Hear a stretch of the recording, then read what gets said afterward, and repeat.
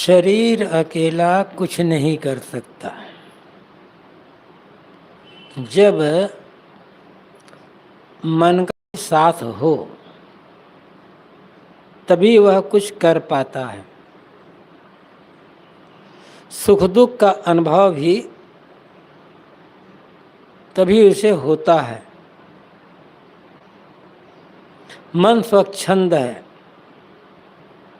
जैसा चाहे वैसा अपने को बना लेता है।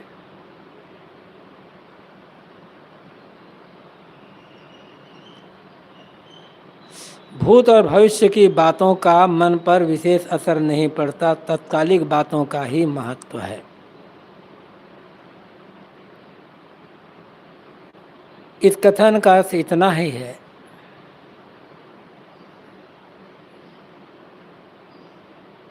बिना ऐसे तो प्रेरणा देने वाला तो जीव ही है, लेकिन बीच में मन है। जब तक मन का सहयोग नहीं होगा, इंद्रियां कुछ नहीं कर सकती।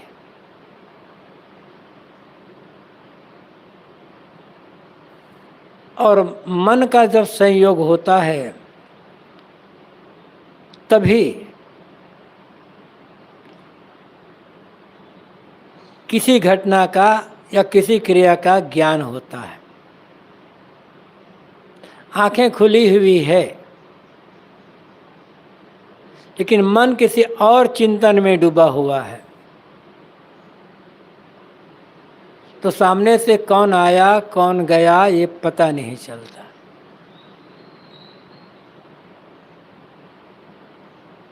कोई हमें कुछ बता रहा है, लेकिन हमारा मन कहीं और लगा हुआ है, तो क्या कह गया, क्या बताया, सुनते हुए भी हम सुन नहीं पाते हैं। न देखते हुए देख पाते हैं, न सुनते हुए सुन पाते हैं, न खाते हुए खा पाते हैं। क्रिया भले शरीर से हो रही है, लेकिन मन का जब संयोग रहता है तब उसका ज्ञान होता है। इसलिए दर्शन शास्त्र में जहाँ प्रत्यक्ष प्रमाण की बात आती है, वहाँ पर यही कहा गया है, मन और इंद्रियों के सन्निकर्ष से जो ज्ञान होगा वो प्रत्यक्ष होगा।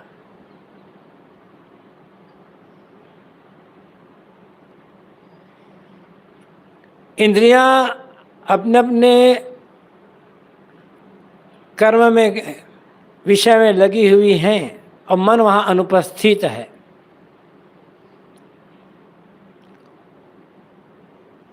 तो प्रत्यक्ष नहीं होगा, तो उसका अनुभव नहीं हो पाएगा।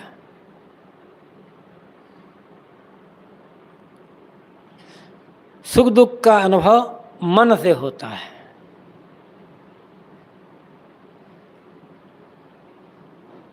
और मन कब क्या सोच ले कुछ कहा नहीं जा सकता।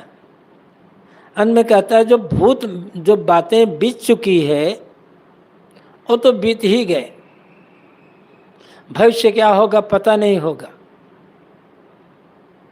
तत्कालिक बातों का महत्व है, वर्तमान में हम क्या कर रहे हैं।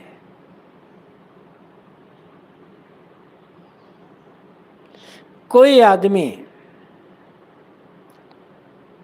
भूतकाल में कितना बढ़िया कार्यक्रम रहा, कितना संयमी सदाचारी साधना परायण त्यागी क्यों ना रहा हो, लेकिन वर्तमान में उसका कर्म आचरण व्यवहार सब गड़बड़ है, तो उसको मूल्यांकन वर्तमान के आधार पर किया जाएगा।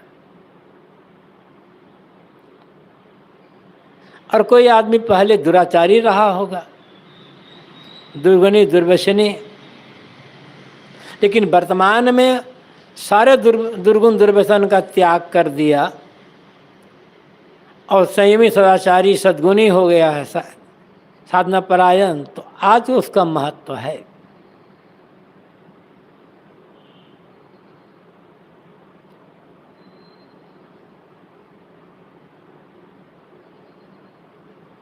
ये हम नहीं कह सकते अरे आज त्यागी है, साधना प्राण है, क्या मतलब। पहले देखो इसका क्या क्या करता रहा है, कितना दुराचार इसका जीवन में था। भूल दशा थी, अज्ञान था, इसलिए दुराचार में पड़ लगा हुआ था। भूल मिट गई, अब ज्ञान हो गया। तो आज क्या कर रहा है, महत्व आज का है। और पहले कोई कितना संयमी सदाचारी रहा हो, लेकिन आज उसका सब कुछ गड़बड़ हो गया है। ये थोड़े कहा भले आज गड़बड़ है भाई, लेकिन भाई इसका पहले बहुत अच्छा था, जाने दो ना इसको, ऐसा थोड़े कहा किया जाएगा। महत्व वर्तमान का है, वर्तमान में क्या, और सुधार कल्याण जो कुछ है वर्तमान में ही है। इसलिए भूतकाल की बातों पर बहुत जोर न देकर, उसकी चिंता न करके वर्तमान पर जोर देने की जरूरत है। अब भविष्य तो क्या होगा पता ही नहीं है। यूरोप और एशिया दोनों का इस ब्रह्मांड में कितना छोटा हिस्सा है। महासमुद्रों का सारा पानी ब्रह्मांड में एक बूंद के बराबर है। अनादि अनंत काल के मध्य में हमारा यह समय कितना क्षुद्र, कितना अल्प है, एक छोटी सी बिंदी के बराबर, जिसकी न लंबाई है न चौड़ाई है। और अहंकार कितना ज्यादा है उसका।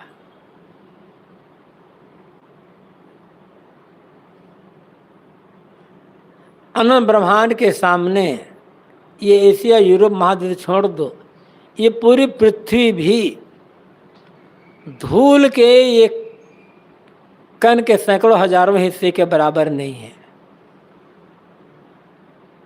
और हमारा जीवन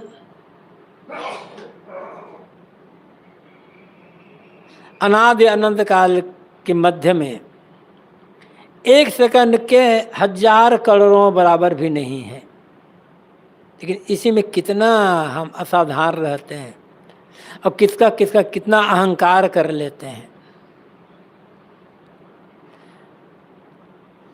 ये ब्रह्मांड, ये प्रकृति की विशालता के सामने क्या है हमारे पास।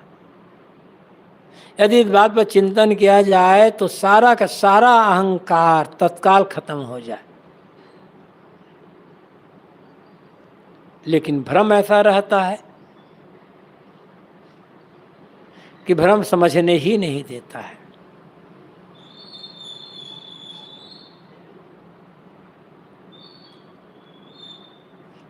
समभाव से देखो सबको। दुष्ट और सौम्य प्राणी मूल रूप में एक बराबर ही है। इसलिए समभाव से देखो, न किसी से राग करो न किसी से द्वेष। उसी परम वस्तु का ध्यान करो जो सबका मूल कारण है।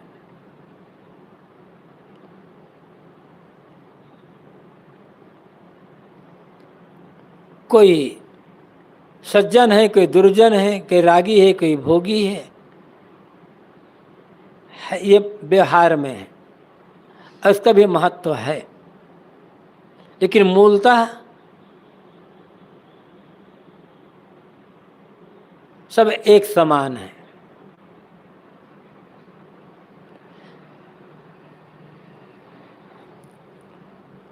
सज्जन और दुर्जन में भेद है,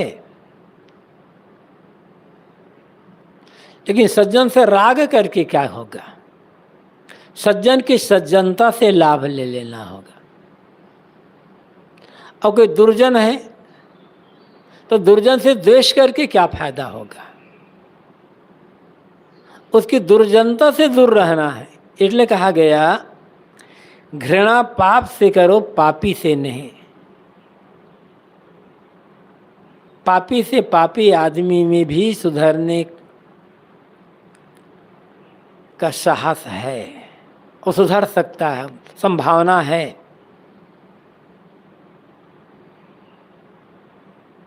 वो पापी क्यों है? पाप कर्म कर रहा है, तो उस पाप कर्म से हम अपने को बचा करके रखें। उससे द्वेष कर रहे मन में, तो नुकसान तो हमारा, उसका तो कोई लाभ होने वाला है नहीं। सज्जनों की संगति चाहिए और दुर्जनों से दूर रहना होगा, लेकिन अंत में न सज्जनों के प्रति राग हो और न दुर्जनों के प्रति द्वेष हो। सज्जन से सज्जन है, राग बना लिए तो क्या राग हमारे लिए कल्याणकर होगा? और दुर्जन है, उसे द्वेष बना लिए तो हमारा लाभ क्या हो रहा है उससे? बल्कि हमारा तो घाटा हो रहा है ना। त्यागी है, वैरागी है, साधना परायण है, ऐसों की संगति से हमें त्याग वैराग साधना के लिए बल मिलता है, प्रेरणा मिलती है। इसलिए जो सज्जन साधु साधना परायण हैं, उनकी संगति में, उनके संग साथ रहने में ही भलाई है। और जो दुष्ट दुर्जन हैं, उनसे दूर रहने में भलाई है। लेकिन उस दुष्ट की दुर्जनता से भी, कोई दुर्जन है तो उसकी दुर्जनता से भी हमें प्रेरणा लेना है। जैसे ये बुरे कर्म का दुर्जन कहला रहा है, यही दुर्जनता मेरे में आए तब मेरी क्या दशा होगी। आज लोग मुझे कितने सम्मान से देखते हैं, आदर देखते हैं, कितनी भावना लोगों के मन में मेरे लिए।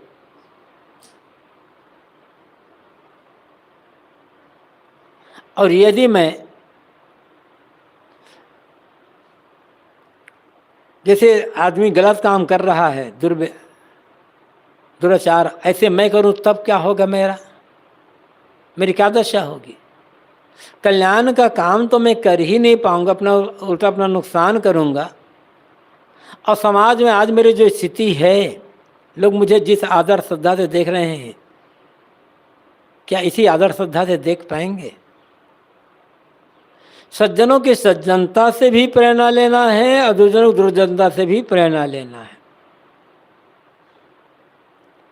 किंतु न सज्जनों से राग रखना है, न दुर्जनों से द्वेष रखना है। सब समय के साधकों ने, संतों ने यही किया है और हमारे लिए भी यही है। जो भी साधना मार्ग चलेगा उसके लिए भी यही है। मन में समता भाव हो। इस गीता में कहा गया है, विद्या विनय संपन्ने ब्राह्मणे गविहस्तनि सुनी च सपाके च पंडिता समदर्शिना।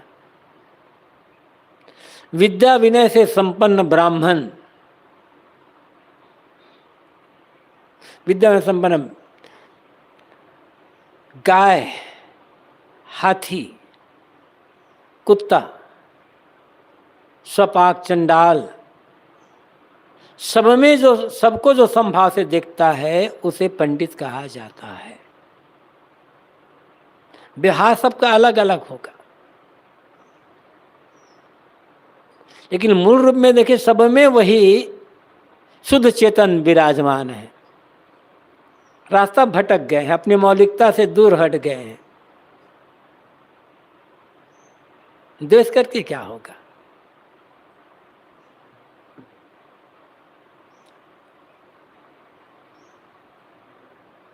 जब हम कोई औजार बनाते हैं तो अपनी समझ और शक्ति के अनुसार उसे काम के लायक बनाकर रख लेते हैं।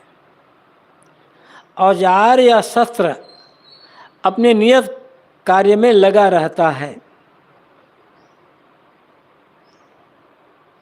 आदमी कोई औजार बनाता है, कोई फिर हथियार, तो प्रयोग के लिए बनाता है। कहने का अर्थ यहाँ पर यह है, कोई आदमी औजार तो बनाया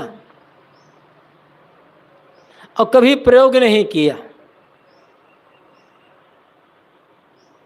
तो प्रदर्शन की वस्तु बन करके रह जाएगा वो औजार। हमारा औजार क्या है? ज्ञान, विवेक।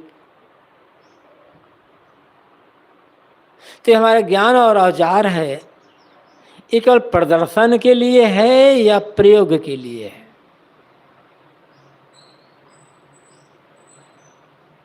यदि प्रयोग के लिए है तो इससे हमारा कुछ भी भला नहीं होने वाला है, धोखे में जीवन हमारा चला जाएगा। ज्ञान विवेक की सार्थकता प्रयोग में है, तब दुख खत्म होगा।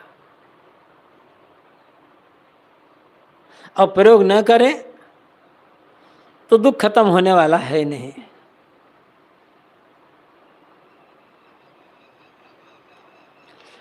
हर्ष और शोक वास्तव में मन की स्थितियां हैं, और मन को वश में रखना तुम्हारे हाथ में है।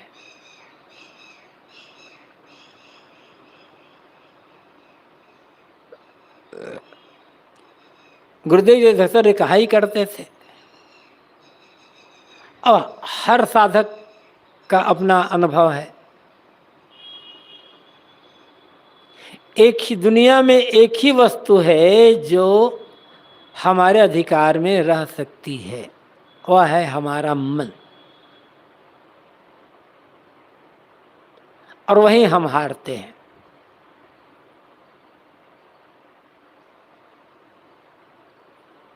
और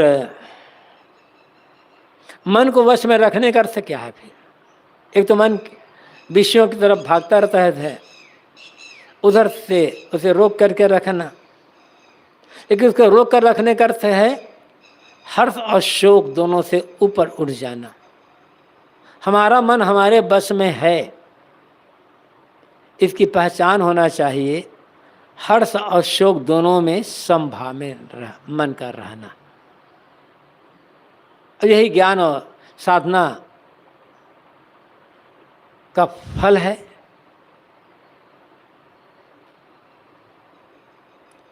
ज्ञान साधना की बात भी बहुत करते हैं, हमारा मन हमारे बस में है, अहंकार भी रखते हैं, और हर्ष और शोक में मन फूलता पचकता रह जाता है। इस बात को समझना बहुत आवश्यक है, क्योंकि अपने सुख दुख का कारण यदि तुम किसी बाहरी व्यक्ति को मान लोगे तो उससे तुम द्वेष करने लगोगे और संभवतः ईश्वर पर भी दोषारोपण करोगे। यही तो गड़बड़ी हो रही है। मेरे मन का विकार, मेरे मन की चंचलता, मेरा अपना दुर्व्यवहार, गलत कर्म मेरे दुख का कारण यह है, ऐसा कहाँ समझ पाते हैं? समझते हैं दुख का कारण सदैव हम दूसरों को देते हैं, हानि के लिए दूसरों को जिम्मेदार ठहराते हैं। यदि अपने दुख का कारण अपने ही कर्मों को, अपनी समझ, अपनी भूल को मान लिया जाए, मान कर लिया जाए, स्वीकार कर लिया जाए, तथ्य यही है, तो दूसरे व्यक्ति से दुर्व्यवहार पा करके मन शुद्ध नहीं होगा। और इसी प्रकार हमारे सुख का कारण हमारे ही अच्छे कर्म हैं, हमारी अच्छी समझ, मन की स्वच्छता, निर्मलता, मन की स्वस्थता और एकाग्रता, यह सुख का कारण है, ऐसा मान लें तो किसी व्यक्ति पर राग नहीं होगा, फिर चिपकाहट नहीं होगी। सुख का कारण आदमी भले दूसरों को ना माने, उन्होंने क्या किया हमारे लिए, वो तो हमारा भाग्य था, हमेशा हमने मेहनत किया तब हमें ऐसा सुख मिला, तब हमें लाभ मिला है। प्रायः अधिकतम लोगों की मानसिकता यही है, किसी प्रकार का सुख मिलेगा, लाभ होगा, तब उसके लिए ये कहता है ये मैंने किया, मेरे अच्छी कर्म, मेरा पुरुषार्थ, मेरी मेहनत, इनका फल है ये। और जब दुख आता है तब सदैव हम ठहराते हैं दूसरों को जिम्मेदार। जैसे हम अपने सुख का, लाभ का कारण हम कहते हैं हमने ऐसा किया तब हमारे ये फल हमें मिला है आज, तो यही दुख में क्यों नहीं समझते? फिर हमने भूल की, कहीं हमसे गलती हुई है, तभी दुख सामने आया है।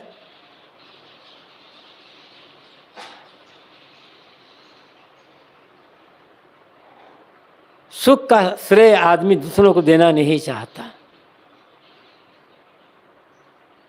सुख का श्रेय स्वयं लेना चाहता है, और दुख के लिए जिम्मेदार दूसरों को ठहराता है।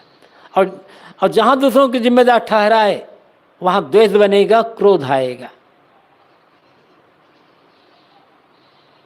दुर्व्यवहार हो जाएगा, और हो सकता है भाग्य को रोने लग जाए, पता नहीं क्या भगवान हमें तकदीर में लिखा है। ये भी कहने काल ही कर्म ही ईश्वर दोष, मिथ्या ही दोष लगाए, काल ही कर्म ही ईश्वर ही मिथ्या दोष लगाए वाली बात आएगी। समय को दोष देंगे, कर्म को दोष, अपनी तकदीर को दोष देंगे, भगवान भगवती को दोष दे देंगे,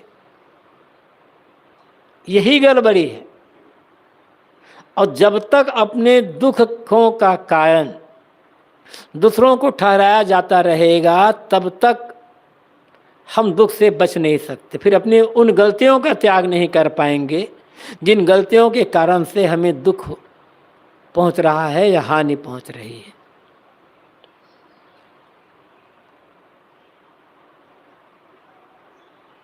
संसार में सभी लोग परिश्रम करते हैं, कुछ तो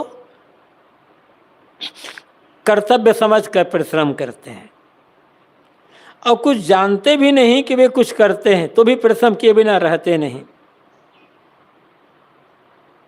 अचेत अवस्था में सोता हुआ मनुष्य भी कर्म किए बिना नहीं रहता है, परिश्रम तो करना ही पड़ेगा,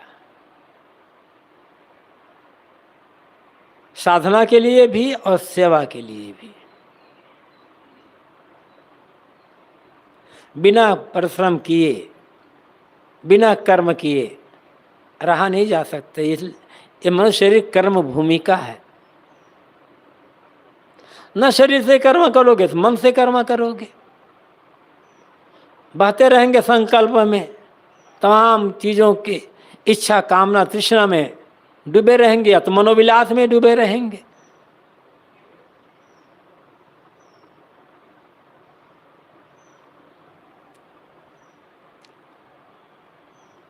इसलिए परिश्रम करना आदमी का सहज धर्म होना चाहिए, लेकिन ये भी नहीं है कि हमेशा जीवन भर सुबह से शाम तक दौड़ते रहा जाए। हर काम के लिए, सेवा के लिए, साधना के लिए, स्वाध्याय के लिए समय का विभाजन करना, कब स्वाध्याय करना है, कब साधना करना है, कब सेवा करना है, तो सब काम बढ़िया होता चला जाएगा।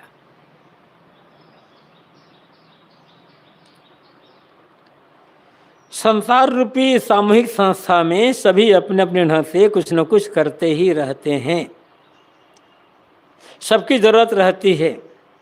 दूसरे लोग, मतलब कुछ लोग सहयोग देकर इस संस्था सेवा करते हैं, तो कुछ लोग विरोध करके सेवा करते हैं, कितनी अच्छी बात है। कुछ लोग सहयोग करके सेवा कर रहे हैं, कुछ लोग विरोध करके सेवा कर रहे हैं। विरोधी आदमी भी, यद्यपि कोई विरोध करता है तो अच्छा लगता नहीं है, फिर भी विरोधी आदमी भी हमारे कल्याण में सहायक हैं।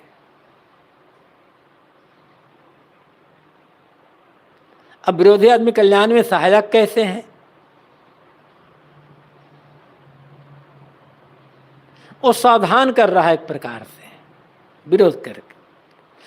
रुकावटें नहीं आएगी ना तो सावधानी नहीं होगी, प्रतिकूलता नहीं आएगी, सावधानी नहीं होगी।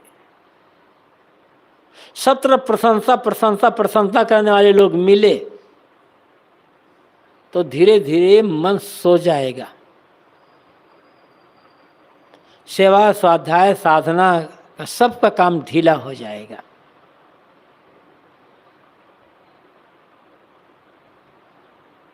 निंदा मिलती है, बुराई मिलती है, विरोध मिलता है, प्रतिकूलता मिलती है, तो जागृति बनी रहती है। तो एक प्रकार से विरोध और निंदा भी सेवा ही है, उसे उस ढंग से कर रहे हैं वो।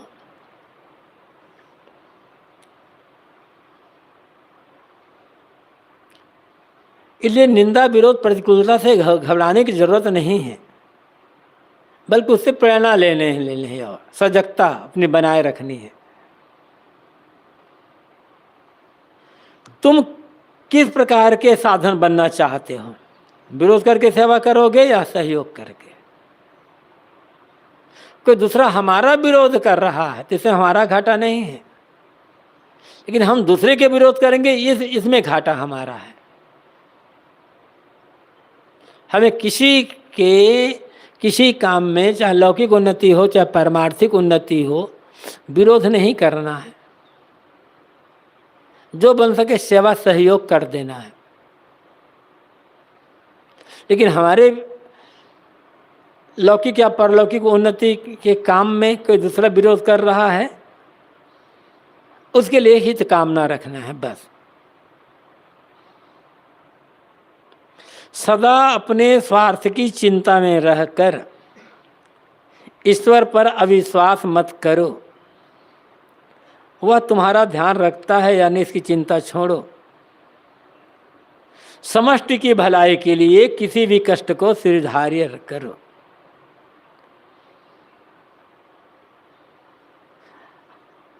सदैव अपने स्वार्थ की चिंता, यहाँ पर कहते ईश्वर पर अविश्वास मत करो, मतलब स्वार्थ में पढ़कर परमार्थ को भूल जाना, दैहिक स्वार्थ दैहिक सुख भोग के चक्कर में पढ़कर आत्मकल्याण को भूल जाना, ये मानो ईश्वर को पर अविश्वास करना। सहज स्वार्थ है, भोजन कपड़ा आवास, ये तो सबको मिल रहा है। झूठा स्वार्थ मिथ्या।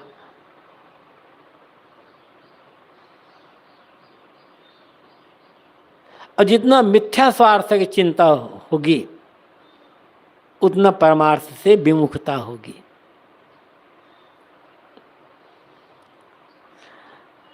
आगे क्या होगा, क्यों चिंता करते हैं?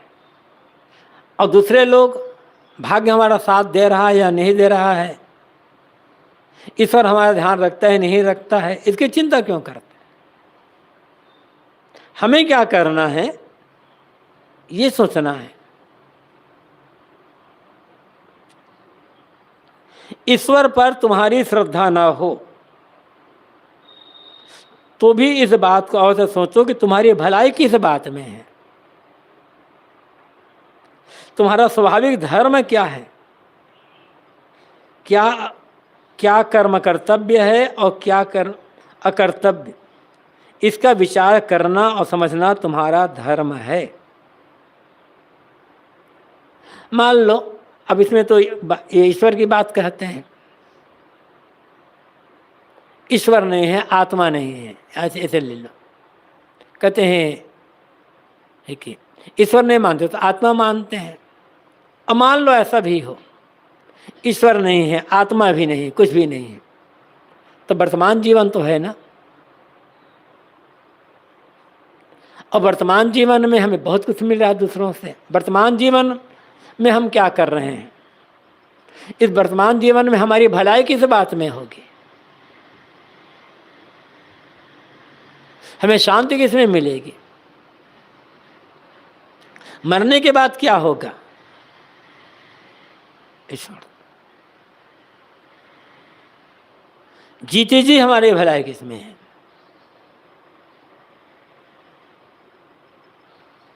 एक साधक थे, बहुत तेज बुद्धि के।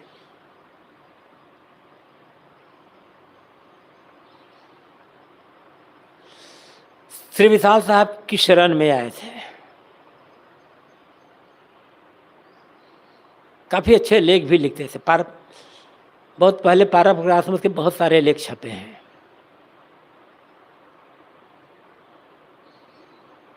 धीरे धीरे कट्टर भौतिकवादी हो गए, घर चले गए, शादी वादी कर लिए। अब फिर श्री विशाल साहब के विरोध में भी कुछ कहने लग गए। गुरुदेव जी को अच्छा श्रेय दिया था कि काफ़ी अच्छे बुद्धिमान हैं, समझते हैं, लिखते हैं। ऐसे लोगों को गुरुदेव जी सदैव सहयोग देते रहे हैं। तो कट्टर भौतिकवादी हो गए, आत्मा का खंडन करने लग गए।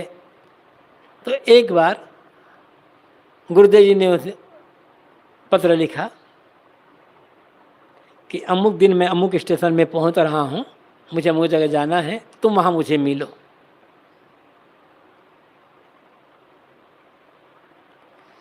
मिले। ट्रेन का समय तो थोड़े वहाँ खड़े थे ट्रेन पे। गुरुदेव जी वो दोनों अलग बैठ गए, समाज अलग बैठे।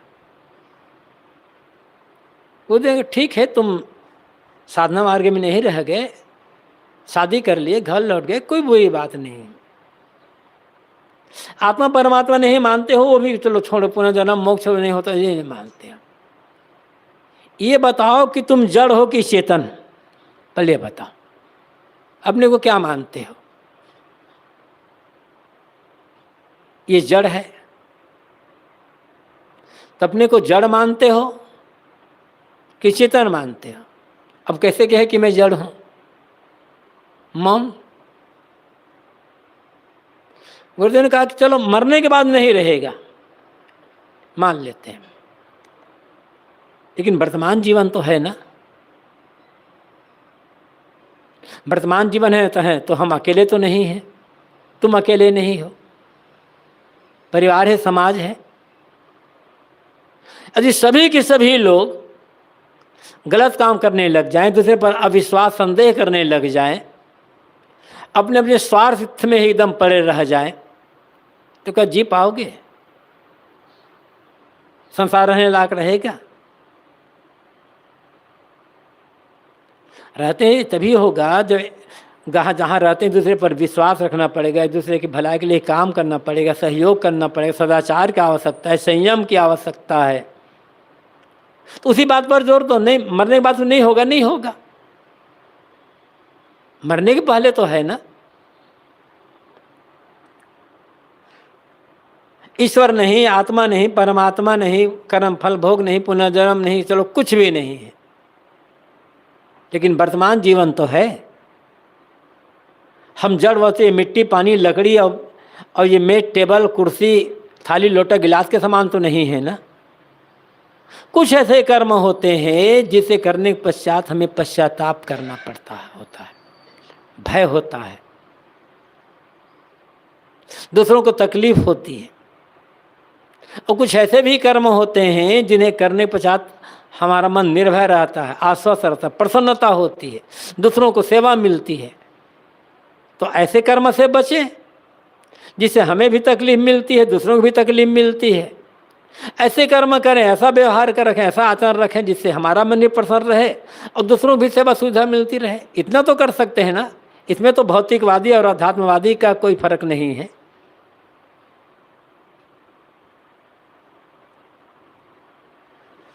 तो कि हमारी भलाई किस बात में है और हमारा स्वाभाविक धर्म क्या है। जो कर्तव्य कर्म है वही करना हमारा धर्म है, और जो अकर्तव्य है उसे न करना धर्म है। अकर्तव्य क्या है? ये नहीं कह सकते हम कि अमुक अमुक का कर्तव्य है, चलो उसको छोड़ देते हैं। दूसरों का जो जो काम हमें अच्छा नहीं लगता, दूसरों के जिस जिस काम से व्यवहार से हमें तकलीफ मिलती है वो अकर्तव्य है, उन्हें हम ना करें, बस। इसमें कौन सी बड़ी बात है? और कर्तव्य दूसरों के जिस व्यवहार को, जिस कर्म को, जिस आचरण को देख करके हमें प्रसन्नता होती है, वो कर्तव्य। वैसे कर्मों को करो, यही तो धर्म है। और ऐसा करके तो हम भी सुखी रहेंगे,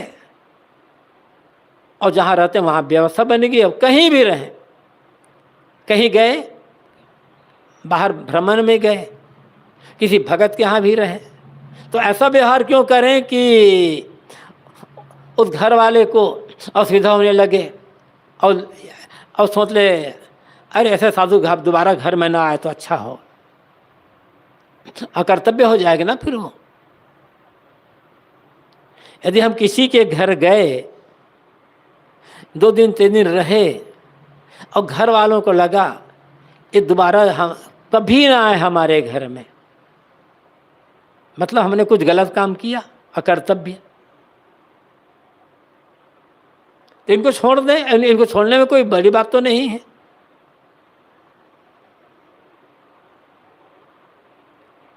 ऐसा व्यवहार कहीं हम गए, चाहे स्थायी रहो चाहे कहीं बाहर रहे,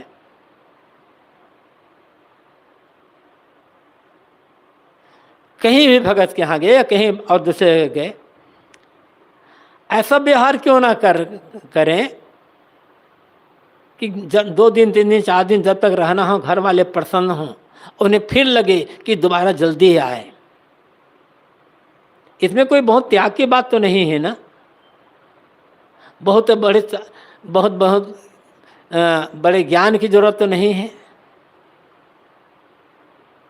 इसको और बढ़ाते चले जाएं। कर्तव्य क्या है?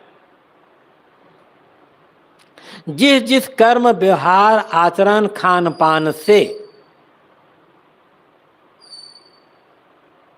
हमारे मन की चंचलता दूर होती, मन शांत होता है, एकाग्र होता है, संयत होता है, निर्मल होता है, वो कर्तव्य है। जिस खान पान से, जिस रहन सहन से, जिस बात व्यवहार से, जिस चिंतन से, जिस देखने सुनने मनन करने सोचने से मन चंचल और विकारी होता है, वो अकर्तव्य है।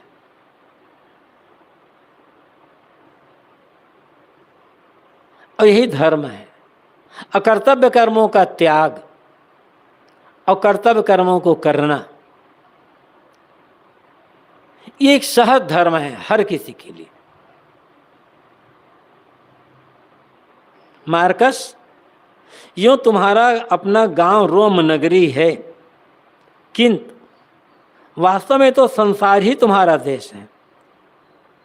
जो रोम नगरी और संसार के लिए हितकर हो सकता है, वही तुम्हारे लिए भी हितकर होगा।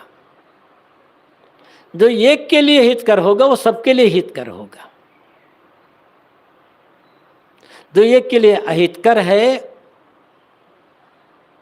वो सबके लिए अहितकर होगा। हितकर का मतलब क्या? ये थोड़ा है कि हमारे जिससे हमारा स्वार्थ पूरा हो रहा है वो सबके लिए हितकर हो। हमें बढ़िया बढ़िया खाने को मिल गया, वो सबके लिए हितकर हो थोड़े हो पाएगा। ये तो बहुत स्थूल दृष्टि की बात है। सबके भला में ही अपना भला, ऐसा समझ लेना। और इस भाव, इस समझ को स्थायी बनाकर रख लें। ऐसा करने लगे तो कहीं गलत होने का चांस नहीं आएगा।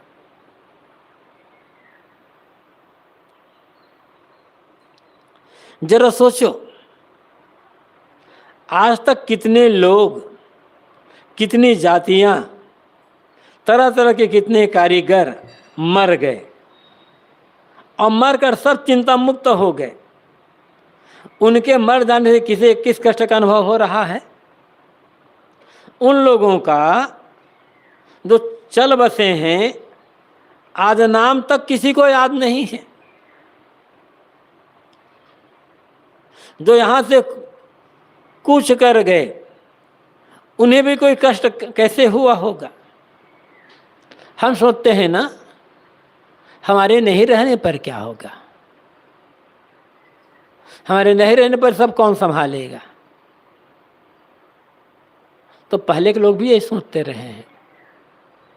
अब बड़े बड़े कहलाने वाले लोग चले गए, उनके जाने पर किसको क्या कष्ट हो, थोड़े समय के लिए लोग रो लेते हैं, बस दिखाओ आंसू। बिहार में एक संवेदना व्यक्त करना होता है, शिष्टाचार निभाना होता है, लेकिन कौन ऐसा है जिसके नहीं रहने पर खाना पीना ही छोड़ दिया बिल्कुल? और कौन किसका नाम याद रखता है? भले कहते रहे जब तक सूरज चांद रहेगा तब तक तेरा नाम रहेगा, केवल कहने भर का है, कुछ नहीं रहने वाला है।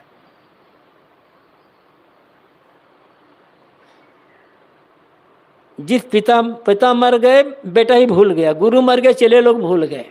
नियम है दुनिया का, कोई याद करने वाला नहीं है। और जो चले गए उन्हें तो कोई कष्ट ही नहीं है, सारी चिंता फिक्र से मुक्त हो गए वे लोग। इसलिए चिंता नहीं करना है कि हमारे नहीं रहने पर क्या होगा। संसार में सत्य और राग द्वेष रहित जीवन बिताने में ही तुम्हारा गौरव है। खास बात यह है, जब तक जिए सत्य परायण होकर के जिए और राग द्वेष रहित होकर के जीवन जिए, यही आदमी की विशेषता है, ये हमारी विशेषता है। सत्य के मार्ग पर चलेंगे तो भी तो शरीर तो छूटेगा, लेकिन फिर जब तक जीवन रहेगा प्राण में प्रसन्नता रहेगी। ऐसा नहीं है कि जो दुर्जन है, दुर्जनों को ही मरना होगा, सज्जनों का भी मरना होगा। लेकिन वही बात आती है, साहब ने जो कहा है, एक सिंहासन चल चला एक बंधे जात जंजीर। आत्मगौरव किसमें? हमारा गौरव किसमें है? खाए पिए, दुनिया के भोग भोगे, रिझे खींचे और रोते कलरते दुनिया से चले गए। क्या यही मुझका गौरव है? ये तो कीड़े मकोड़े का जीवन जी लेना है, पशु पक्षियों का जीवन जी लेना है। खाना पीना मजबूरी है, बेहाल जिम्मेदारी निभाना एक मजबूरी है, लेकिन आदमी का गौरव, हमारा गौरव किसमें है? जब तक जिए सत्य और धर्म के अनुकूल होकर के जिए, सत्य परमार्थ परायण होकर के जिए और राग द्वेष रहित होकर के जिए जी, ये हमारा गौरव है। और यह इसमें ही हर आदमी का गौरव है।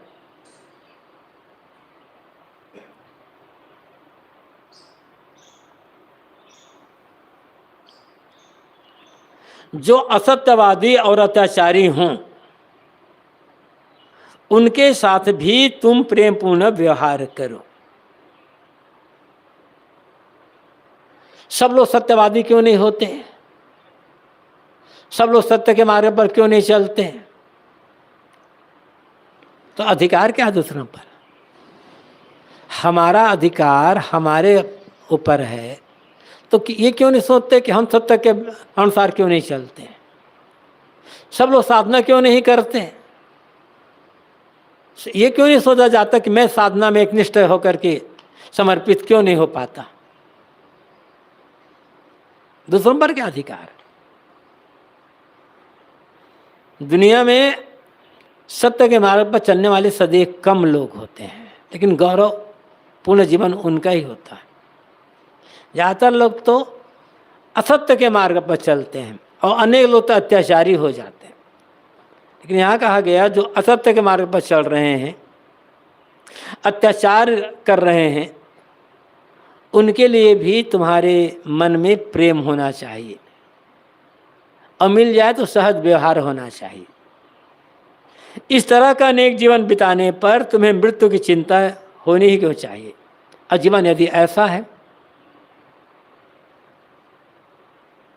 हमारा अपना जीवन राग द्वेष से रहित है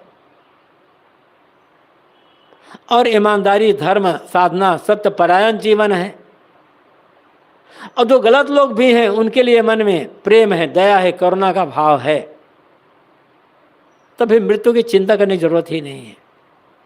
यही नेक जीवन जीना है। और ये जीवन जीने का ये बहुत बढ़िया तरीका है। जो गलत रास्ते पर जाते हों उन्हें उनकी त्रुटियां समझाओ, उन्हें सुधारने का प्रयत्न करो। यदि वे अनुचित मांगे रखें तो उन मांगों को मत मानो। यदि लोग तुम्हारी आज्ञाओं का पालन ठीक तरह से न करें और अपनी शक्ति को तुम्हारे विरुद्ध काम में लाएं तो चिंताकुल मत बनो। व्यवहार की बात बहुत बढ़िया। कोई गलत रास्ते पर जा रहा है, गलत कर्म कर रहा है, व्यवहार गलत है, तो समझा दे, समझाकर सही रास्ते पर लाने का प्रयत्न करें। उनकी कोई मांग गलत है तो गलत मांग तो मांग को तो मानने की जरूरत ही नहीं है। और यदि समझाने पर भी नहीं मानते हैं वो, बल्कि विपरीत काम करते हैं और विरोध में काम करते हैं, तो चिंता करने की जरूरत नहीं है। हमारा अपना कर्तव्य है या किसी का भी कर्तव्य है, आसपास में या साथ में रहने वाले कोई लोग गलत रास्ते पर जा रहे, गलत काम कर रहा है, तो जो बन सके समझा दो। समझाना कर्तव्य है। इससे क्या होगा? मन में संतोष रहेगा, भी कम से कम हमने समझाया तो, उन्हें रोकने का प्रयास तो किया।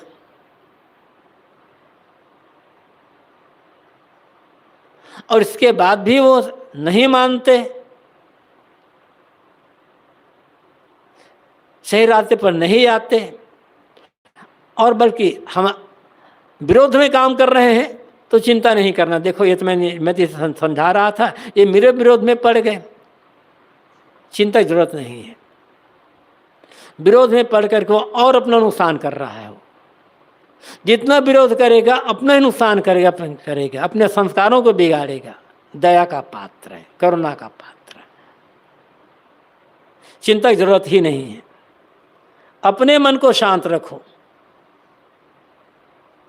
जिस किसी प्रकार से हमारा अपना मन शांत रहना चाहिए, उद्देश्य हमारा ये होना चाहिए। हर व्यक्ति को उद्देश्य होना चाहिए, जैसा भी हो हमारा मन शांत। यदि लोग तुम्हारे कामों में विघ्न डालते रहते हैं तो उन विघ्नों को अपने मन को दृढ़ बनाने के साधन रूप समझो। सब लोग सहयोग करने वाले नहीं होते हैं। कहीं चले जाओ, कहीं भी चले जाओ, कहीं भी सहयोगी मिलते हैं, लेकिन केवल सहयोगी नहीं मिलते, असहयोग करने वाले, असहयोग करने वाले ही नहीं, विरोध करने वाले भी मिलते हैं। मार्कस ऑरेलियस कहते हैं, यदि कोई तुम्हारा विरोध कर रहा है तो समझो कि विरोध मुझे और ठीक से पकाने के लिए मिल रहा है, मेरी दृढ़ता को मजबूत करने के लिए ये विरोध हो रहा है। ऐसा समझ करके विरोध करने वाले के प्रति प्रेम का भाव, दया, आभार का भाव, जैसे ये समझना होगा जितना जितना ठोकर लगेगी पत्थर उतना सुंदर मूर्ति बनेगा। समझ लो ये विरोध करने वाले लोग मुझे गढ़ने छीलने संवारने में लगे हुए हैं। इनकी दया है जो मुझे गढ़ने छीलने संवारने का काम कर रहे हैं।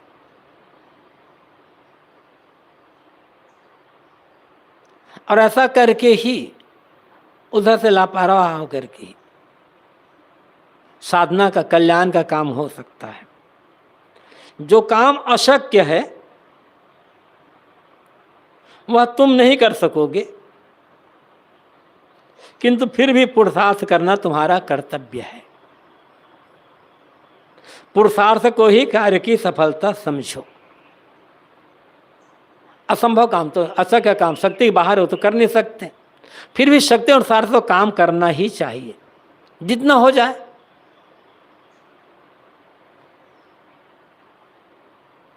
जैसे कहा जाता है ना, नदी की जो धारा बीच में सूख गई वो भी व्यर्थ नहीं गई। एक बीज अंकुरित हुआ लेकिन पौधा बन नहीं पाया, तो उस बीज का अंकुरित होना भी व्यर्थ नहीं गया है। एक कली पूर्ण से खिलने के पहले ही गिर गई तो उस कली का आना भी व्यर्थ नहीं गया। ये रवीन्द्रनाथ टैगोर ने लिखा है, कबीर दर्शन में सागर जैसा व्यक्तित्व होगा, पहले अध्याय में वहां गुरुदेव का उदाहरण दिया हुआ है।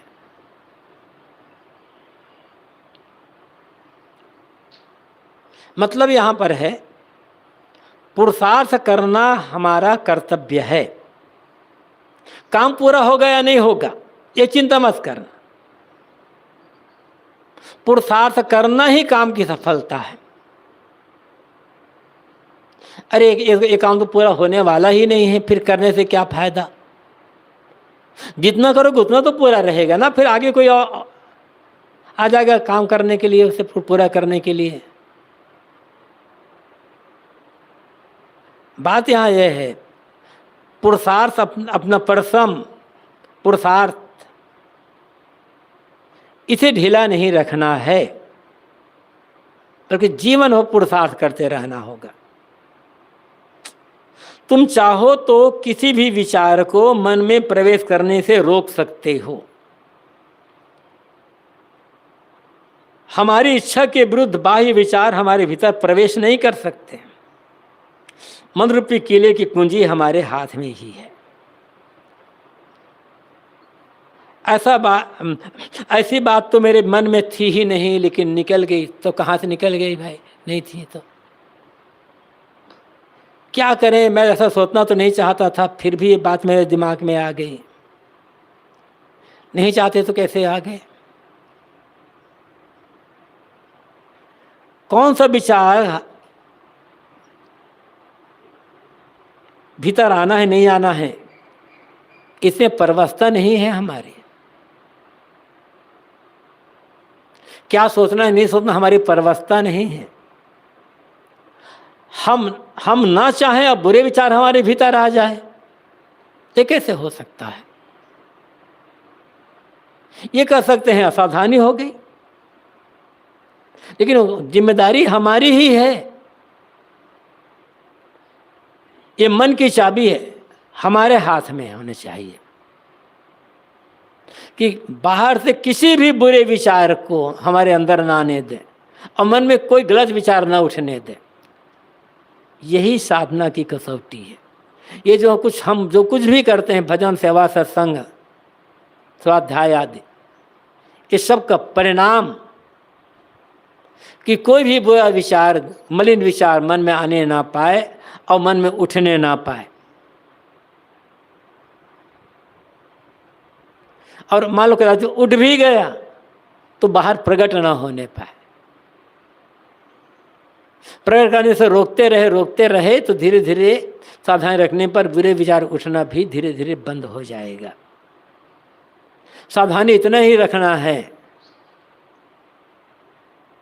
कि मलिन विचार, कुसंकल्प मन में ना आने पाए। इतना मन को मधुर बना करके रखना होगा। उसका मन का दरवाजा हमेशा बंद बुरे विचारों के लिए। जैसे अनेक जगह लिखा रहता है, बिना अनुमति के प्रवेश करना मना है। ऐसे ही हर आदमी को लिखना चाहिए, बिना अनुमति के बुरे विचारों का प्रवेश करना मना है।